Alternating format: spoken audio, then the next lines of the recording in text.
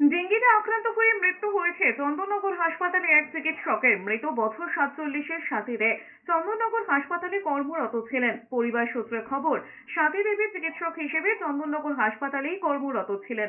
স্বামী সুতনাথ দেও চিকিৎসক, তিনি কোচবিহার হাসপাতালে কর্মরত। 24শে নভেম্বর থেকে জ্বরে আক্রান্ত ছিলেন স্বাতী দেবী। তাকে প্রথমে চন্দননগরের একটি বেসরকারি হাসপাতালে ভর্তি করা হয়।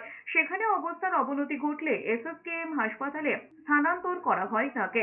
30শে নভেম্বর এসএসকেএম হাসপাতালের আইসিইউতে নিয়ে আসা হয় তাকে। সেখানেই চিকিৎসাধীন অবস্থায় মঙ্গলবার ভোর রাতে মৃত্যু হয়েছে তার। মৃত্যু শংসাপত্রে ডেঙ্গি ফিভার বলেই উল্লেখ করা হয়েছে। স্বাতীদের মৃত্যুতে বাড়িতে নেমে এসেছে শোকের ছায়া। খুবই দুঃখজনক ঘটনা। কয়েকদিন ধরে চিকিৎসা চলছিল, আশঙ্কাজনক অবস্থার খবর আমরা পেয়েছি।